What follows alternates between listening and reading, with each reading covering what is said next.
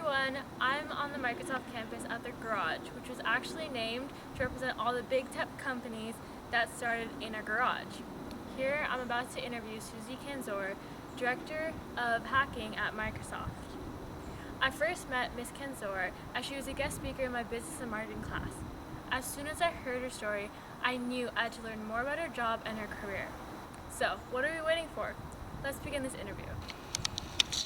So, first of all, thank you so much for doing this interview. It really means a lot. Happy to help. Yeah. So, your title is Director of Hackathon at Microsoft. Can you tell me, what does the Director of Hackathon do? Yeah, so the title itself is Director of Hacking, and the Director of Hacking, that's sort of a make-believe title that my boss gave me. So what I do in that role is the Microsoft Global Hackathon is run by the Garage. And the Garage is essentially a space for innovation, and it's a place for employees to work on their ideas. And so the Director of Hacking, which is this title that I ended up getting given, I oversee the Microsoft Global Hackathon, which is our largest program, and it is the world's largest private hackathon. We had about 70,000 employees take part last year, but it's been going for 8 years, and it was started really with the idea that if you gave employees spaces, programs, time to work on their passion projects, that you'd get a different kind of employee, that you'd really have a more confident employee, you'd have an employee that really believed in their own ideas, and it's proven really true. Yeah. So, can you tell me a bit about how you ended up here in this, at Microsoft? So, what was your educational path, your professional path?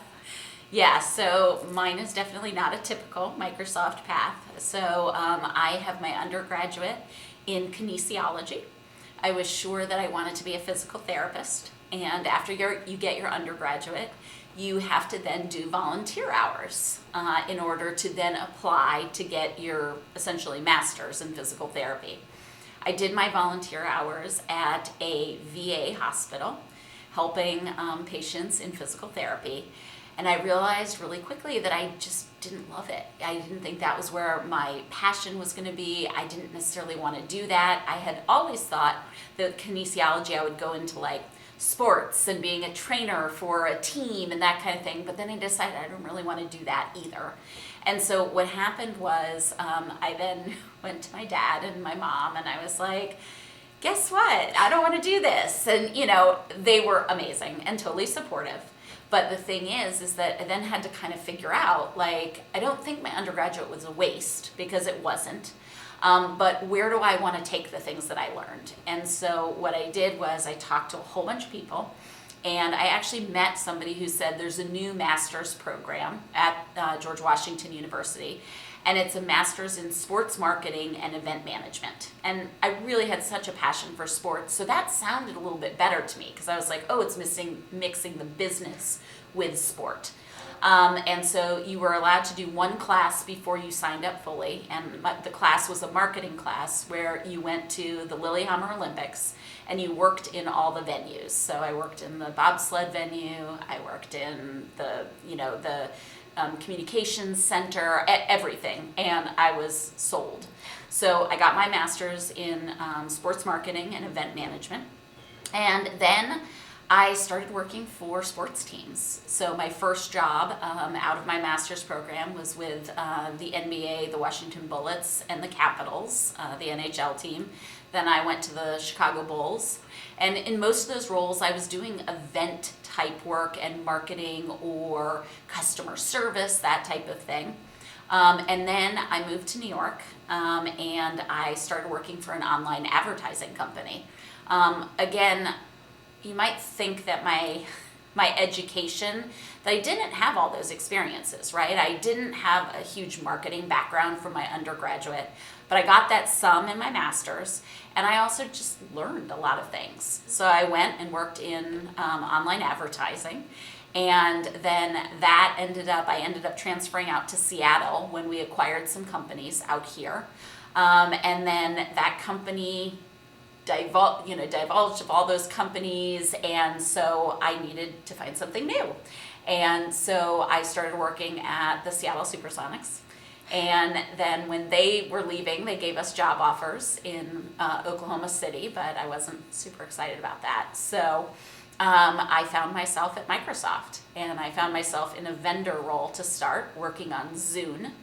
And then I have now been here full-time for 14 years, and I worked in Windows, and then I worked in the events team, and now I work at the garage. But I wouldn't say that when you look at my experience, that actually what I learned, right? A lot of it was self-taught, and I didn't panic throughout the whole thing that like, oh my gosh, do I not have all the right skills? I had confidence in myself, and I just didn't panic, and I was like, if there's things that I have gaps, I can learn those things. No, I really the first time I heard it, I fell in love with your story. Second time, it's the same exact feeling. Yeah, so kind of following up on that, so from this education professional background, what kind of prepared you for the work you do today? Yeah, so there's a few things that I think have prepared me for, I would say huge part of it is my family, because my parents were great role models in terms of their jobs and their careers. Mom more focused on helping other people, dad focused on business. That was a huge component. My studies, which was definitely a component piece of it. But I think what I have realized through all of this is your internal confidence in yourself is also going to be a huge decider of how successful you are, right? Is because you're going to look at job descriptions, you're going to look at things, and they may not have all the things that that you've done before. But when I look at a job description, what I try to do is I always look and if I see a skill set and I'm like, okay, I haven't done that exact thing, but what are the things that I've done that are similar to that, and how can I make that tie? And then what are the things that I've just actually never done, but could I do them? How would I learn how to do them? You know what I mean? And I think that to myself. And I've just always been the kind of the person that it's like, if you give me a task, then I'm just going to figure it out, right? And I'm not going to be scared to either say, I don't know how to do this. I will not be scared of that. You know what I mean? I will not be, and I will never say oh my gosh, I know how to do that if I don't know how to do it. I will always say, I've never done that before, but I'm willing to learn. And I think that's super critical of what's been my success. Yeah, that's a really good mindset. So why did you choose to work at Microsoft? Yeah, it's interesting because it's sort of a joke in my whole family. I'm not a technical person. My husband does all the technology in our house. I'm not great at fixing technology and that kind of thing, but I loved certain things about Microsoft and knew that my skills were transferable, right? I loved that it was a company that cared about its culture. That's really important to me. I liked that it was a company that cared about, diversity and inclusion. Those were really important things to me. And in the early years before Satya came in, it was still there, but it wasn't as at the forefront, right? I've loved these last few years when that's come to the forefront, because it's so great to work at a company that has this kind of diversity, right? A lot of people told me when I first got to Microsoft, they said, you're either going to love it or you're going to hate it. And they were like, you can't get overwhelmed, because in your first 6 months, half the time you're in a meeting, you're not going to understand anything that people are saying, because there's a lot of acronyms, there's a lot of super technical speak and that kind of thing. And I just didn't get upset about that, right? And I just was like, that's okay. I'm just going to ask questions, because they said in your first 6 months, you can ask any question you want. It's not a dumb question. Well, they're never dumb questions. But for me, it was, I wanted to be part of a big company that had huge impact on the world. And also, to be very honest with you, that was, this diverse and amazing culture. Because I grew up in Washington, D.C., where, I grew up, actually, I don't know if you've seen in the news recently, but there's been, when the new justice was just appointed for the Supreme Court, African-American woman. She's actually on the board of what was my high school. My high school was the first integrated school in DC. And so for me, like, I always grew up around diversity, right? And so it was really cool to come to a company that had that as well. Yeah, no, that's really nice. It's good that it met your needs. Yep, Yeah. absolutely. So, in your job, who would you say are your customers? Yeah, my customers are, I would say, number one, our customer at the garage is employees. We are a benefit for employees, right? These are the garage's spaces and programs for employees. And we are a benefit to them so that they can take their ideas and make them real. But then I also, as I oversee the marketing and storytelling for our 14 garages worldwide, so those are my customers because I'm always helping them with storytelling and marketing. So internal team is kind of a customer. But then also we do a lot of work with other customers out in the market to tell them our innovation story. And how is it that we developed the garage? How did we develop the Microsoft Global Hackathon? So that's kind of a third audience. Yeah. And then what kind of problems are you solving in your role and job?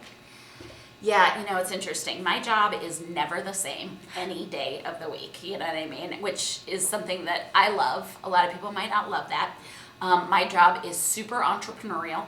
I do not have a job where somebody tells me what to do every day and then I go execute it. Now, there is a great place like in jobs for those kind of roles, but I think you have to know yourself, right? You have to know, are you more of an entrepreneurial spirit?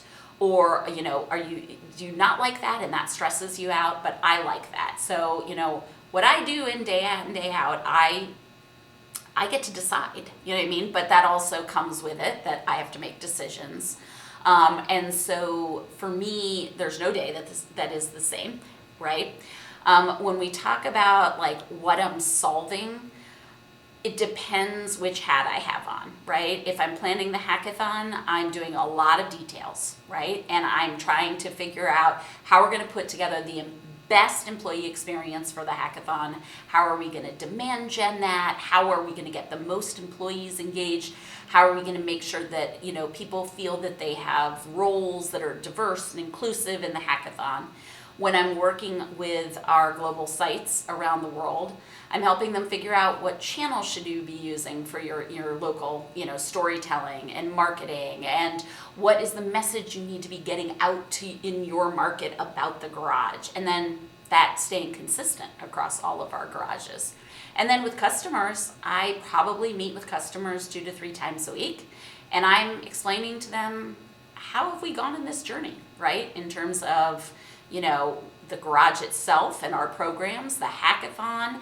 How do we do this that we've sort of democratized innovation for employees? Yeah, that is really nice.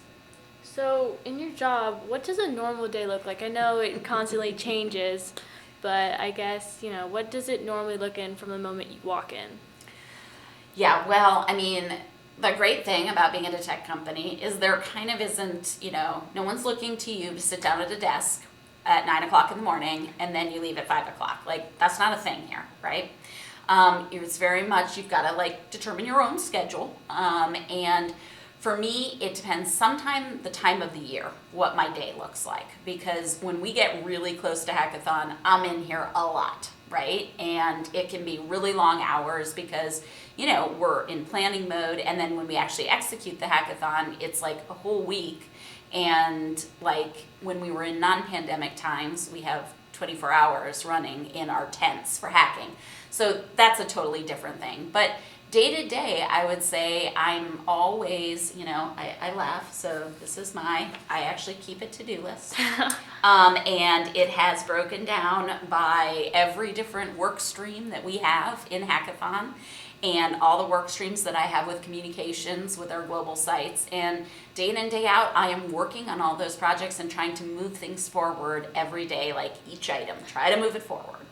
Yeah. So kind of following up on that, what does a bad day look like? That's such a good question. A bad day, I don't have a lot of bad days. I don't really, I don't love negativity, and I'm somebody that sort of is always like leading with kindness. So bad days for me are days where I'm engaged with people who are not kind to one another. That's number one bad day for me, right? Like I don't care for that. I totally know that we're going to have differences of opinions, but I want it to be done with kindness and openness, and I want it to be done with respect. So that's the worst day for me, is when that is happening. Other bad days are when you get news about whether it's a budget changing or timeline changing, things that you have absolutely no control over. And it's something that is handed to you that we're part of this big corporation, and you have no ability to give an opinion and say, like, I want this different. It's just, it is what it is. And so you have to not let yourself get, I might be upset about it for a minute, but I try not to like really, really dwell on those things that I have no control over. Mm-hmm. Yeah. So on a little bit of a lighter thing, what does a really good day look like? Oh, a really good day. A really good day is, well, during the hackathon, it's always a really good day, right? Because I love when we're in person and we see people working together.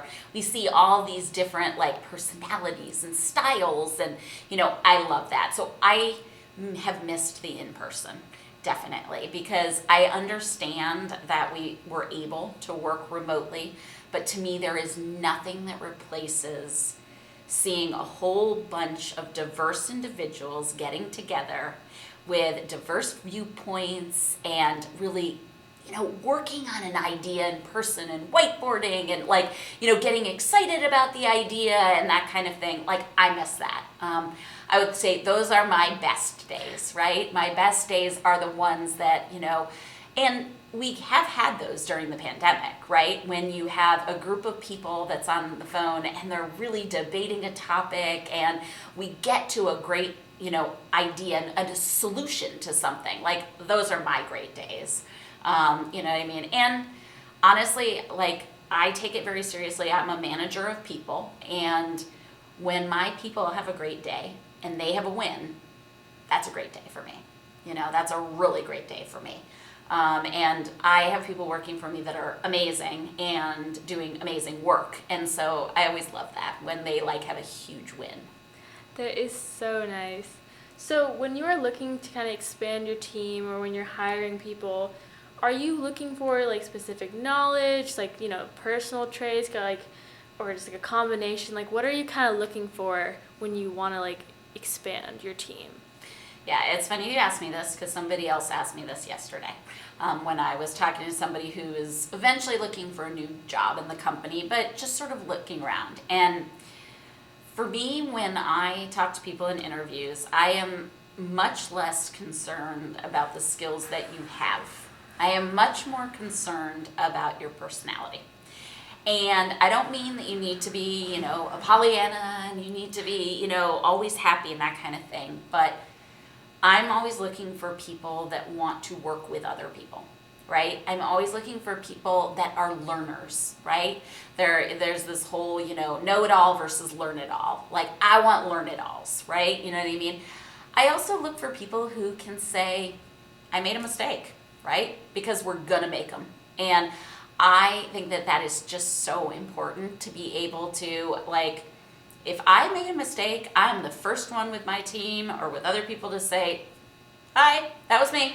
I thought I was making the right decision, but it was the wrong decision. Like, I'm never going to hide from that, because, you'll never learn if you do that. So for me, I'm really looking for those kind of qualities and traits, because most of the other stuff you can teach people, right? If somebody's applying for a job, they probably have the job skills, or at least component pieces of them.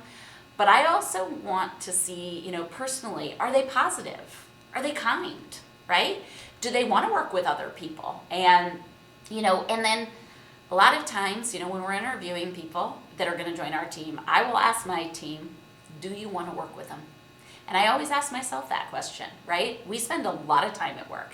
And I always ask that question to myself, and I frankly think that all people who are interviewing should turn that around and also ask themselves that question. Do I want to work with these people? Like, are they somebody I want to spend a lot of time with? You know what I mean? Because when you're interviewing, it is two ways, right? You need to like them, they need to like you.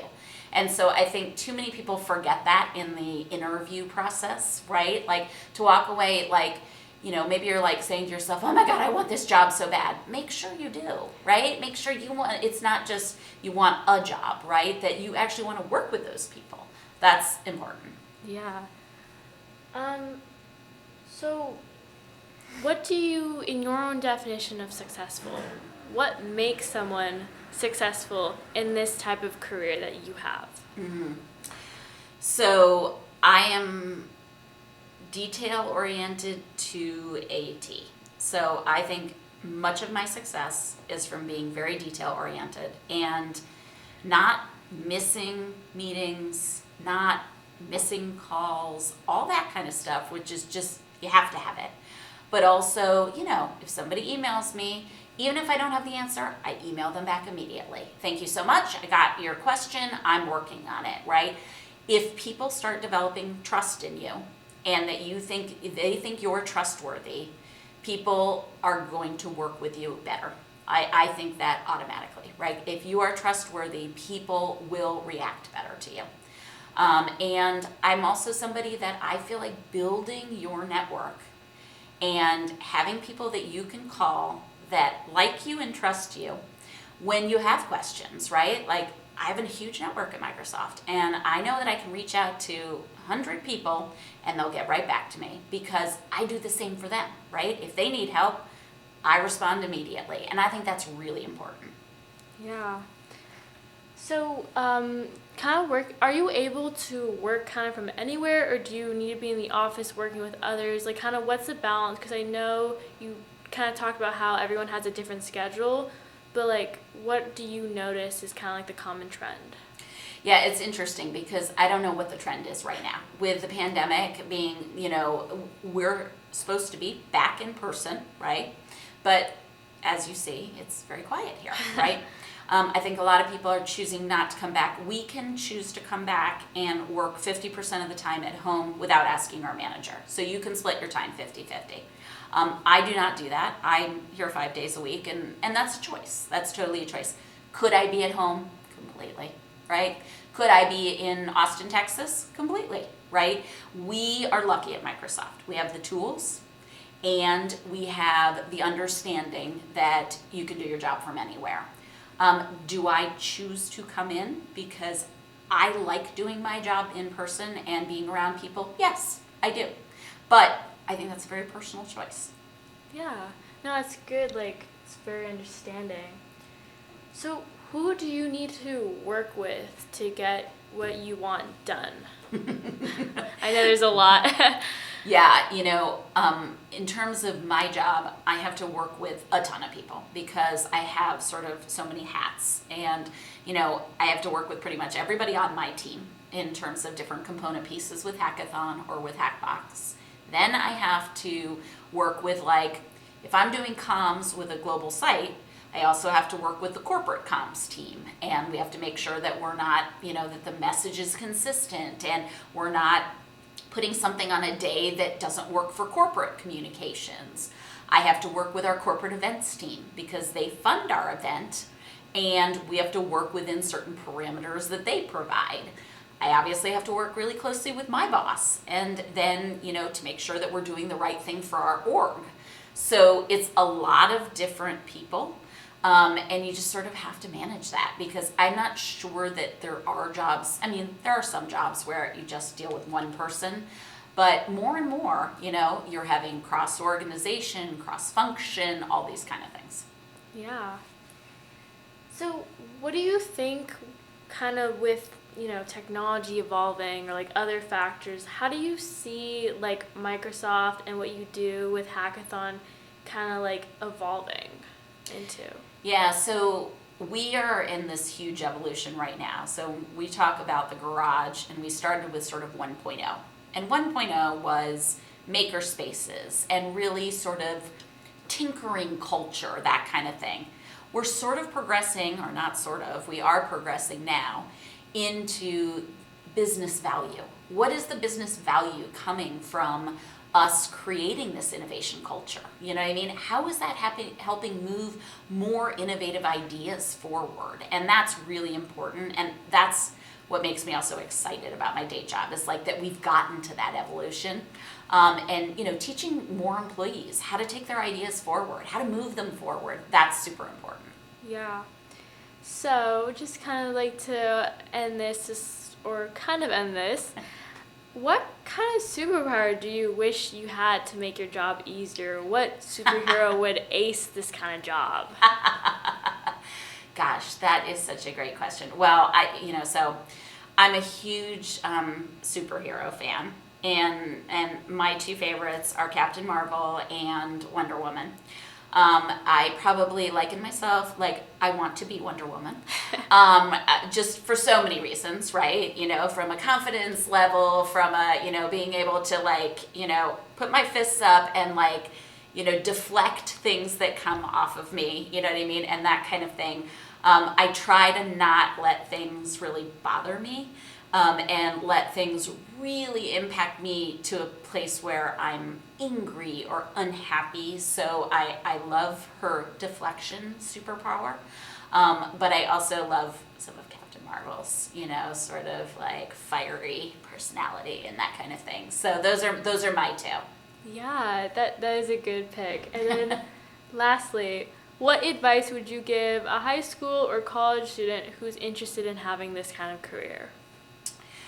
Well, number one, do it. It's amazing. Okay. I love what I do. I love that I get to be at a technology company, but also working on marketing and storytelling and hacking, like dream job.